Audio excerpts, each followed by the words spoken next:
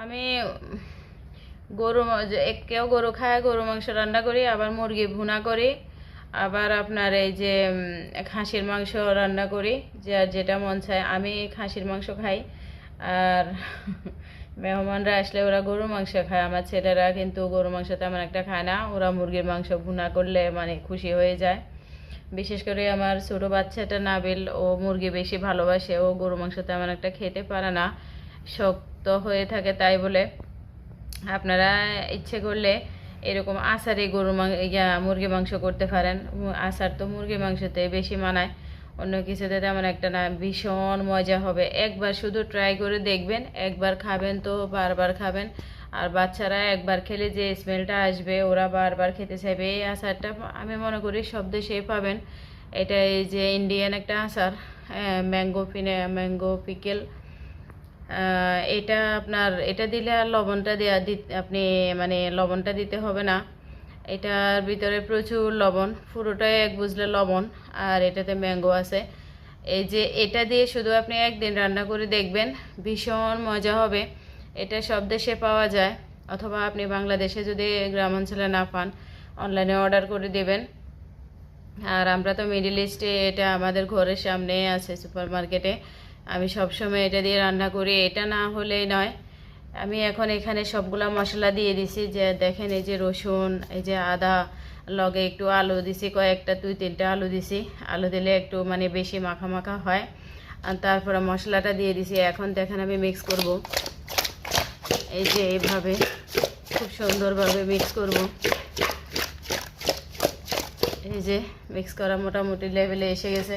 এখন আমি তেলটা দিয়ে দিব। দেখেন আমি এইভাবে মুরগির মাংস রান্না করি, আচারে মুরগির মাংস।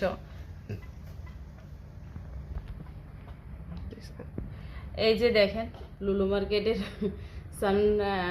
সানফ্লাওয়ার অয়েল, আমরা এটা বেশি মানে ইউজ করি, আমরা এটাই খাই। আর সরিষার তেলটা, এই দুইটা এখানে যে এই মানে ভুনা করার জন্য এই তেলটাই বেশি পারফেক্ট আমি ব্যবহার করি। এটা মানে একটু বেশি দিলেও সমস্যা নাই, একদম খেতে অনেক মজা লাগে, ভীষণ মজা। দেখবেন আপনারা A to Z আমি পরিমাণ ছাড়াই দিয়ে দিছি, কারণ একটু বেশি দিলেও সমস্যা নাই। তেলটা অনেক ভালো ভালো তেল, আপনি একটু বেশি দিলেও সমস্যা নেই। পাম অয়েল বা কম দামি তেল যেগুলো আছে, ওগুলো যদি আপনি একটু বেশি দেন তাহলে শরীরে ক্ষতি করে, আর এটা শরীরে ক্ষতি করে না। এই যে আচার, এখন আমি আচারটা একটু দিয়ে দিব, আবার নামানোর আগে আরও একটু দিব। এই যে দেখেন এই আচারটা যদি আপনি দেন তাহলে এখানে আর লবণ দিতে হবে না, ঝালটাও একটু কম দিবেন। আমি এখানে দিব মানে কাঁচামরিচ কয়েকটা দিব, বেশি দিব না। এই যে এখন আর দিব না, পরে আবার দিব। এটা মানে কি রকম কি পরিমাণ মজা, আপনি একবার শুধু দিয়ে দেখবেন। এই আচারে মুরগিটা ঈদের সময় যাকে খাওয়াবেন সে ভীষণ খুশি হয়ে যাবে।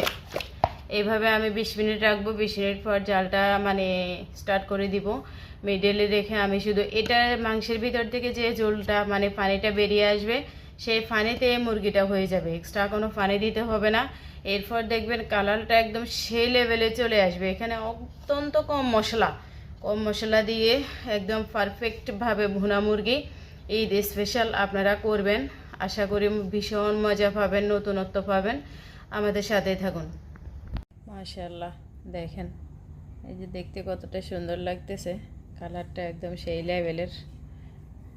দেখছেন এই যে কেমন মাখা মাখা হয়েছে ঝোলটা, খুব সুন্দর। এই যে 1 পিস আলু 1 পিস ঝোল দিয়ে আপনি স্মেলটা কি মানে অসাধারণ আসছে রে ভাই, কি করে জানাই।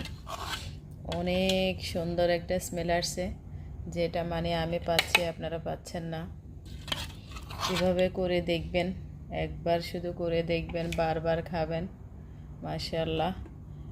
আর আমাদের সবাই তো দেরি করে খানা খায়, আজকে আমার পিছে পিছে ঘুরছে শুধু জলদি জলদি খাবার দেওয়ার জন্যে। আর লোভ সামলাতে পারছে না, এখনই খেয়ে নেবে সবাই। ভীষণ মজা, দেখতে যেমন সুন্দর, খেতেও মজা। আপনি রুটি দিয়ে, লুচি দিয়ে, যেটা মন চায় সেটা দিয়ে খেতে পারবেন। ভাত দিয়ে তো আর পোলাও দিয়ে কোনো কথাই নেই, সব কিছুর সাথে যায়।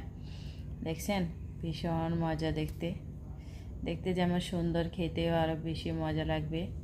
এইভাবে করবেন, একবার করে দেখেন, একদম সবাইকে ফ্যান বানিয়ে দিবেন। যারা শুরু থেকে আমাদের ভিডিওটা দেখেছেন সবাইকে অসংখ্য ধন্যবাদ। ভালো লাগলে একটা লাইক করবেন, কমেন্টস করবেন, শেয়ার করবেন।